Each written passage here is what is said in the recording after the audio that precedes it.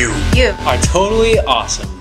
Welcome to You're Totally Awesome, a podcast devoted to catching up with some of the amazing people around us and finding out what they've been up to lately. My name's Aaron, and today we're joined by former coordinator of Bright Brown Refugee Youth Tutoring and Enrichment, Kane Prendergast. Thanks for joining us today, Tara. Thanks for having me. Of course. So, Tara, can you tell us a little bit about the Bright program that has been a big part of your life here at Brown, right? Can you just tell us or maybe describe a little bit about what it is? That'd be great. So, Bright was started in 2006 by a student at Brown. Her name is Leah Harrison. And she had worked at the International Institute of Rhode Island, which is now our community partner, and which resettles refugees in Providence. So every year there are about 200 individuals who are resettled in Providence through the IRI. From all over the place? From all over the world. Okay. Currently, Bright works with people from about 16 different countries. Wow, okay. Yeah. And so Leah had worked for a semester there, and she had sort of seen that after about 90 days, funding for refugee support runs out because the federal government gives funding to the International Institute to do initial work with refugees to help them resettle. Okay. But then they're kind of left, and there aren't really programs that continue supporting them, Wow, okay. which is much needed. People are often coming from, most refugees really don't speak English, right? So it's really challenging to figure out how to navigate a whole new culture, Absolutely. city, systems, all of this. And the children in particular are put into school and don't have any extra support to be able to do well in school. They're put into school at their age level, not at their grade level, so you often have students who are multiple grades behind where they're put into school. And so out of this context, Leah came up with the idea of Bright, which is able to extend the support for the refugee community past that initial resettlement period. So what Bright does is facilitates in-home, one-on-one tutoring and mentoring between Brown students and refugee individuals. We work mostly with kids, elementary, middle, high school, but we also work with some parents as well. Oh, wow. And they're learning as well? Are they learning the language that mostly you guys talk about? And the idea behind that is because, I mean, especially mothers who are at home taking care of the kids and don't have access then to being able to practice English. Right. But, they're really crucial to being able, in order to be really involved in their kids' school lives and to navigate the U.S., English is, really important. Yeah, I would agree. Sort of. I would agree. So we work with the whole family. It's a family support. So Brown students basically spend at least 3 hours a week in the home of the family they work with.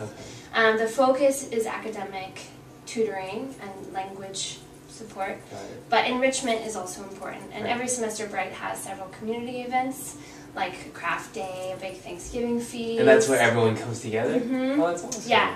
And tutors get a small bit of money every semester to be able to take their learners to a movie or to a museum or sort of enrichment. Right. How do they learn about the program? Not the Brown students, but the refugees.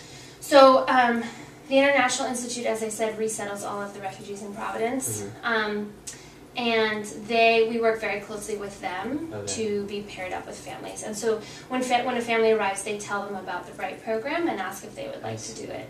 And then we work further with a person, Akimana, who works at the Institute, who's the liaison with the schools and the children, to identify those refugees that sort of most need our help, because we're never really able to fully support. Right. How many people are working with Bright right now? So Bright's actually huge. I think it's the largest student organization. Wow. It's 120 volunteers. Oh my gosh, yeah. That's spectacular. That's spectacular. So we work with that many refugees. Okay.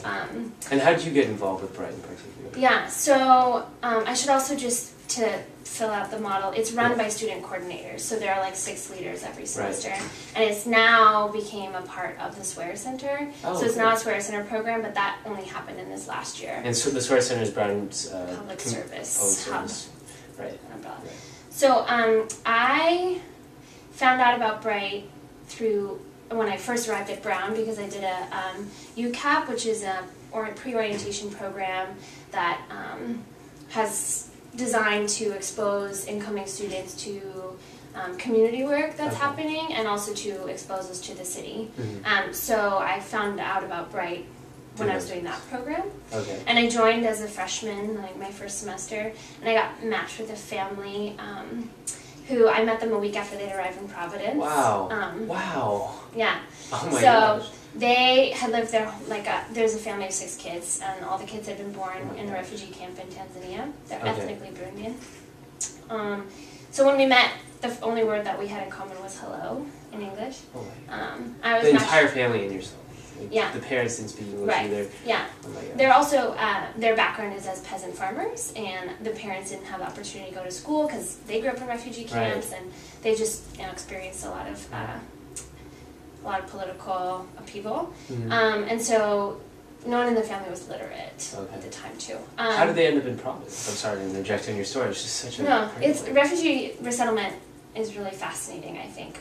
So there are multiple different agencies and levels that are involved in it, but basically there are refugee camps around the world that are usually overseen or somehow affiliated with the UNHCR, the United Nations... HCR. HCR is... We can leave it up. That's human rights, whatever. Some coalition or something. Right, okay. So refugees in camps apply to be resettled through the UNHCR. High Commission on Refugees. There we go. That wasn't even close to what I was going to guess. Human Rights Coalition is not the same thing. No. I'm sorry. Then the UNHCR works with entities of governments from different nations. Oh, okay. So there are multiple countries that resettle refugees around the world. So then those kind of middlemen work within the U.S. federal government, for example, to figure out how many refugees they're going to take a year. It's actually the president who decides how many refugees are going to be resettled every year. Mm-hmm. Wow. Yeah. It's a little side note on his job description. Okay. Yeah.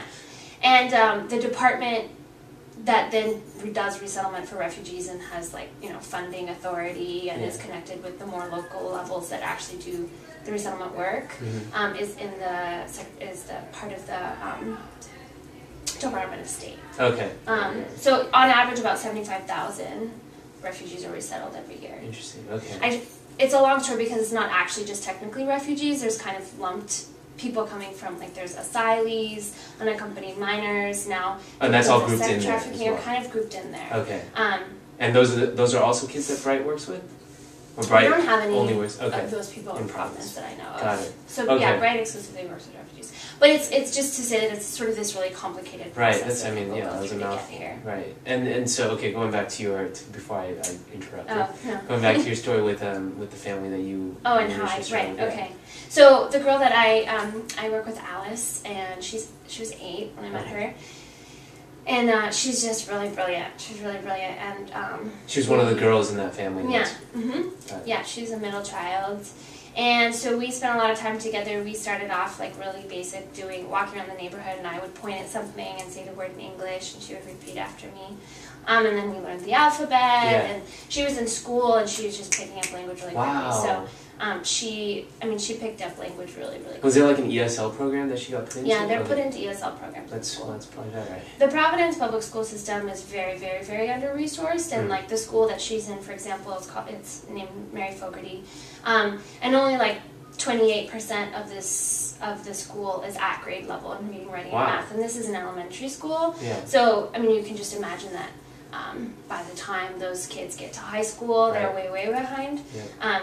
And I met her teacher at one point, and her teacher had a really thick accent, so I could barely understand her English. And I was, for someone who, very hard for... yeah, there's a lot of challenges in school. So there is an ESL program, but I don't think it's really got enough resources to have been really supportive of her. Okay. So yeah, I worked with them, and I still am really close to that family. I work with that family. And were you with them the entire year, or was that what's the system there? Is it a 2-year system? Yeah, so Bright, in order to become a Bright volunteer, we have a pretty extensive interviewing and application process, just because since the heart of it is a relationship, it's really important for people to know that they're not getting into something they can try for a couple of weeks and then drop. Right. That these young people we work with really, you become emotionally, they really invest in you. Right. And they get really confused when tutors drop out. So, how did I start talking about that? Anyway, so we have a bit of a selection process. Yes. We ask for a 1-year commitment. Okay, so you were with that family in particular for a year. Yeah, but I actually so I have been working with Bright for almost 4 years now, and I'm always with the same family. Got it. Throughout the 4 years. Yeah. And so as coordinator, what kind of stuff did you do with Bright? What exactly was the mission or the plan for you? Yeah. So I've actually been as a coordinator of Bright like when it's really transformed the organization. Wow. Okay. Because when I started, it was a relatively new program. It was 2 years after it started, right? Yeah. And I mean, in the beginning, I think it started off as being pretty informal. It wasn't even an official student group at that time. Oh, wow, okay. And it was kind of like a particular friend group did it. There wasn't a selection process for tutors. There wasn't just much of a kind of an institution or procedure. So like the semester, I started coordinating the spring of my freshman year. Okay. I was one. So that was in 2009, spring of 2009. Yeah. And at that point, I was one of, I think there were 5 of us. Okay. But all of the coordinators who had been working there for a while were gone, so there was a major loss of kind of institutional programmatic memory. We didn't know the families, we'd never been introduced, like there was no transfer. It was basically a reset button. Yeah. Someone just hit the reset exactly. button. Okay. So the first semester was a total failure. We did a really bad job. I'm sure that's not true. Lost a lot of volunteers and just did not support people very well, either our volunteers or the refugees. But so then the next summer, one of the coordinators who had been coordinating before, she came back and did a fellowship, a CV Star fellowship through the Square Center to do kind of some development work for Bright, to get a mission statement worked out. All these official things. Or yeah. So the next year, then we became a student group and started having evaluation materials and kind of streamlining our practices. And this is your sophomore year? That was my sophomore year. Yeah. My sophomore summer, I worked with another coordinator on another CV Star fellowship. Okay. And you guys got to develop it more. I did a lot more development. Okay, got it. My junior fall, I was head coordinator, which is just kind of like keeping all the pieces together. Right, that's a tough job. It was like a full-time job. Yeah. It was never paid, so I was makes it a little bit hard. Working. Yeah, absolutely. And being a student, I mean, that's also part of you have to do that here at Brown. Exactly. And so as a student, maybe that's a nice transition. Yeah. Tara just finished her thesis. Finished? I'm or closing actually in? starting, because I'm a .5er. That's right. I'm halfway through. I apologize for that. She's writing a thesis, and can you just tell our audience real quick what your thesis is about? So I am a history concentrator, and I've studied kind of comparative colonial and post-colonial history. And I've taken some courses at Brown that have looked at American history as sort of a post-colonial history as well. And so that's background to my project. So I'm looking at a particular moment in a sort of long and really complicated dispute that's ostensibly between the Navajo and Hopi tribes. The Navajo reservation is a very large piece of land. I'm forgetting what the actual square footage is in Arizona, New Mexico, and Utah, and it's the largest land base of a native reservation in the United States, and I think this has the second largest population of any native reservation. So it's a really big. The Hopi is really small, and it's actually inside of the Navajo reservation. So going way back to 1882, when a treaty was made that kind of promised a bit of the land to both tribes, there's been some conflict over land use between the two. Tribes. Yeah. So, but starting in 1958, they actually went to court over it. There was this really long process. And in 1974, a resolution was decided by Congress, and that resolution decided to partition the land between the two tribes, and it meant that all the Navajo who were living on what was then decided to be Hopi land would have to move, and vice versa. The thing is, there were 10,000 Navajo people living on the land who then were supposed to be moved, and 100 Hopi living on the what was decided to be Navajo. Okay. So, I mean, this is forced relocation of 11,000 people in 1974. So that's, like, why would we arrive at that decision? Is there, there's like tons of questions about this. So I was just kind of, when I found out about this history, I was intrigued by just how big of a deal that was. And so my thesis, no one knows about it. I know nothing about this. Yeah. Okay. Yeah. So another really important context to this dispute, and why I said it's ostensibly between the tribes, is that probably the Navajo Nation, I think, is probably one of the most energy-rich areas in the United States. There's uranium, oil, Right. Not oil. There's uranium, gas, and coal, and also there was some, water tables that have been used in coal production. So basically, when the reservation was given to the Navajo, no one knew that there was all of these resources, right? And then in the 1920s, there was prospecting, and they were discovered. And so then there's been this whole process of trying to kind of exploit them, in my view. So I'm seeing even there's a tie to the refugee aspect as well. Displacement. So exactly, it seems to follow you around. Is that intentional, or was that something that just was a nice coincidence? I kind of realized, I think my whole life I have really, really cared about sort of the most marginalized people. I was always, the kid in school that was really upset when someone got bullied. Yeah. Tara's also the nicest girl you'll ever No. find. Completely honest, completely true, as you can already tell, probably. And so that's kind of what got you interested? Well, I think that there's just something about, that's more like where I go to things, is people that seem to have very little representation and voice, and to be pulled around a lot. Right. So, but then I realize I'm also really interested in migration and movement and displacement. Well, this is a nice next between the two, right? Yeah. So growing up, you were that nice girl that was always on the side of the underdog. Most of the time. Most of the time. I'm going to be honest. Was there anything about how your parents, raised you that particularly shaped you that way? What exactly did that? Well, it's pretty hokey, but I was actually born with a pretty intense medical thing. I was born with, it's called a cystic hygroma, which is very rare, and it's sort of kind of looks like a tumor. It was right here, and I have had multiple surgeries. I've had 4 major surgeries and probably 10 major rounds of antibiotics or hospitalizations. So my whole, my mom, I say this because my mom thinks that experiencing so much pain when I was really little, and having times when I was in school where I had a chin that looked like a chipmunk, and I was really funny looking, and I had a speech impediment from this, and all these things sort of just was one of the things that really contributed to my level of sensitivity. Right. But I mean, also absolutely, I am totally just my parents' daughter. I was raised with very, very high value of kindness and gentleness. So big shout out to Tara's parents. Yeah. They're the best. You've done a great job. And then also Tara, as a final thing to say here, Tara's one of our speakers at our commencement of the graduating class of 2012. You're an orator, as we like to call that round. So first of all, congratulations on that. And can we get a little snippet or gem of what the speech is going to be about? Yeah.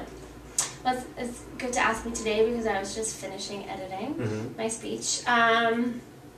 So I think that there are sort of 2 parts of the speech, or I hope that that's what I'm achieving. One is that it's a bit of a call to action, as is probably obvious from all the things I've been talking about.